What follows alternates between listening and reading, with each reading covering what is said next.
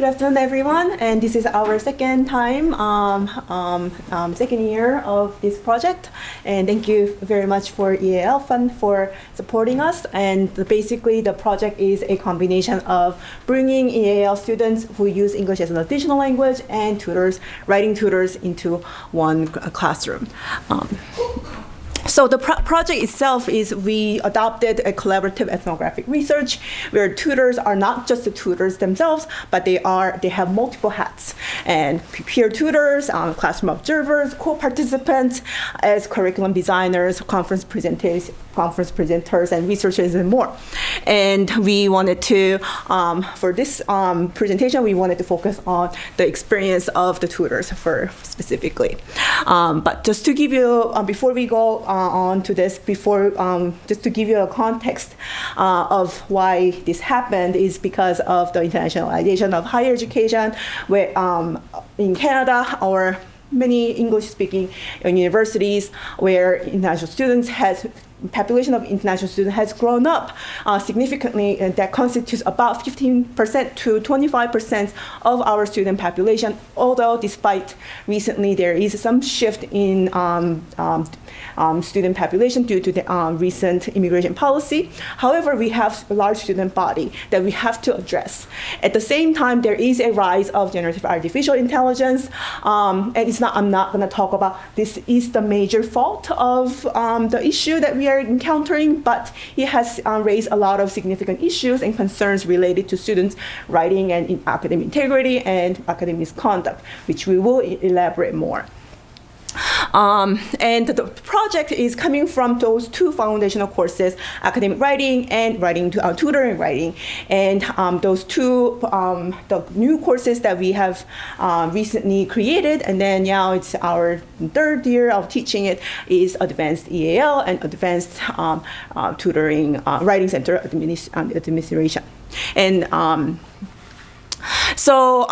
and thanks to the EAL Fund, this is our second year, and we have made some major changes where instead I asked writing tutors to have a post-written reflection, but we shifted to post-observation debriefs because we were able to engage in what we observed during the class, and then we brainstorm. So what can we do? What can we change? What can we address? And so it becomes more recursive and immediate at the same time. And I also wanted to incorporate that writing tutors are not just the classroom observers, but also the participants and tutors and the researchers. So there was a more visible presence and they have taken active roles where tutors are becoming the curriculum redesigners and implementation part of the curriculum, implementing our curriculum, and they are also co-designers of this. And so also I have come to understand that our tutors are excellent, and I wanted to bring their strengths into my classroom. So I found that this opportunity was really, really great. Just to talk a little bit about the course, and myself as someone who is a BIPOC member who is using English as an additional language, myself has really struggled not knowing what it means to write academically. And I've encountered the Chomskyan's linguistics that value a native speaker's innate ability doesn't really speak to my own writing at all. And I found that Sydney schools that is focusing on functional aspects of language really sparked my interest in how I can adopt their theory into my own writing as well as my teaching. So I inspired by those Sydney scholars, genre-based functional linguistics that emphasizes the audience and genre and the function of the language. I incorporate 3 major assignments where I ask students to write a comparative autobiography where how do they wrote in their countries versus what kind of experience that they have upon their arrival to Canada. And in their second assignment, I asked them to choose a specific genre and of their that is very discipline specific, and I asked them to do a genre analysis and then document their writing genre analysis process. And then the third assignment was applying that genre and then choose the topic of their interest in their discipline, as well as a genre that they also getting familiar with. And then they write a paper and they write the final reflection. And in the course, because of there is a growing usage of students, growing usage of AI, we also actively discuss about the AI literacy. And we had in-class debate and talk about ethical AI use, and also what is the AI policy specifically for this course. However, we have encountered, particularly this semester, is a significant in-class drop in in-class attendance and participation.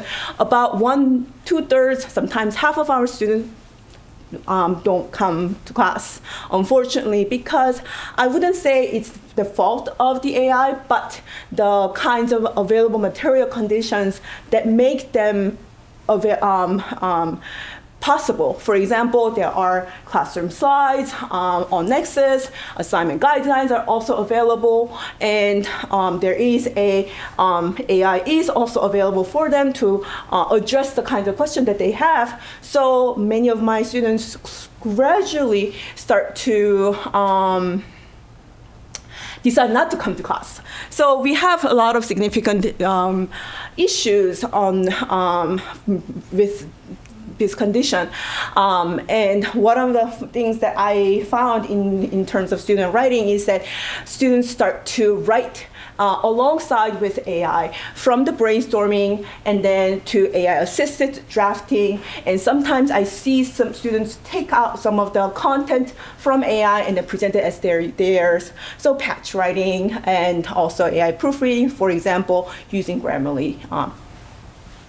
So with that, now I'm going to turn in our floor to our wonderful tutors.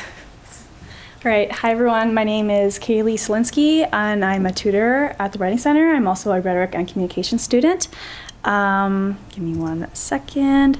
So when prompted, at least what I've observed is when prompted for students to explain their ideas for the assignments via in-class presentations and tutoring sessions, students had vague ideas regarding the topic or genre of their choice for these assignments that Professor Bong-gi just mentioned. This highlighted either an unwillingness or even confusion in understanding course materials, which prevented students from developing deeper into the learning process and becoming better writers. And unfortunately, this led to misunderstanding course and assignment guidelines, resulting in students presenting work that failed to meet the explicit criteria that is available on the course syllabus on Nexus. And so, however, I did find our brainstorming sessions to be the most beneficial in fostering development and critical thinking skills. For example, I provided a piece of paper during one of our brainstorming sessions where each student was prompted to come up with ideas related to the topic they were most interested in for the final assignment using open-ended questions. I found that giving students the time to reflect on how they want to write and why they believe the topic is important shows how they process information. It was extremely rewarding to witness their brain working in real time. Yet whether students chose to utilize these methods and ideas when crafting their final essay was ultimately up to them. Hi everyone, my name is Rain and I'm the other writing tutor for this course. So with my time as a tutor and an observer in this course, I really got to build some connections and get to know a lot of the students. But I did have a few challenges throughout the term, especially at the beginning. And that first challenge was breaking the ice. So I found that in the beginning when we were having our discussions with the students, whether one-on-one or in groups, students were very hesitant to discuss with me, whether it was their ideas or sharing their drafts or just even talking to me at all.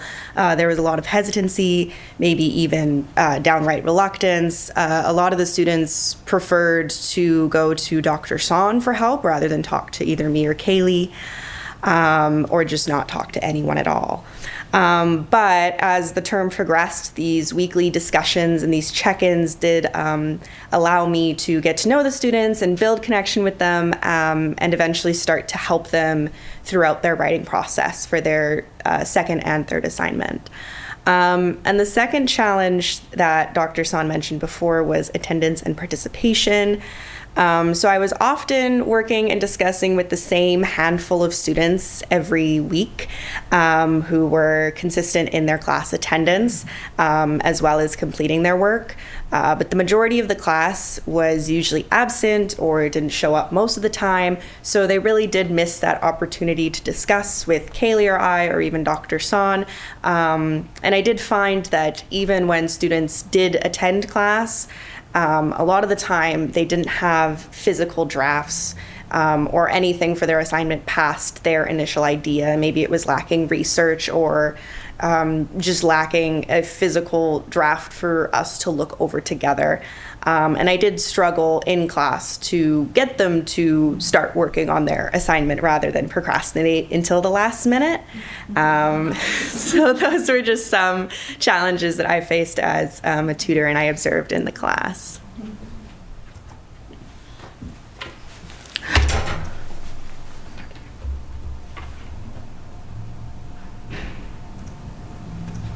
So there are some, we don't have, unfortunately, the good, happy ending, but there are a lot of concerns and questions.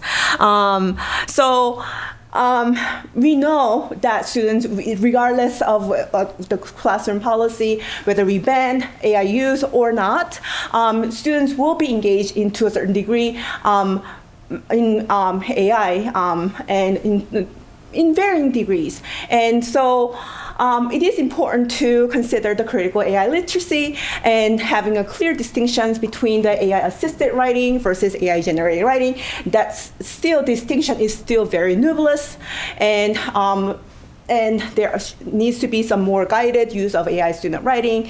But still, we have issues about what counts as ethical engagement.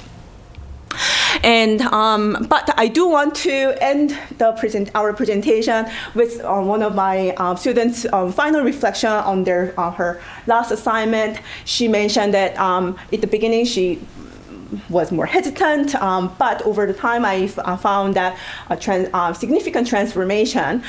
She wrote, I found assignment 3 to be easier than assignment 2 for a few reasons. For one, I actively participated in class activities. This led part 2 of this assignment being worked on during class hours and left me with a blueprint by the end of the semester. I did not have to start the assignment 3 from scratch, as I already had a peer-reviewed plan of how to proceed. Notably, the presentation was most helpful part of the class activities. This is because of the feedback I received that allowed me to rethink how I was going to approach my paper and points that I should consider. Being able to watch my classmates' presentation also sparked ideas about my own paper, such as formatting. So with that, thank you very much. And if you have any questions, please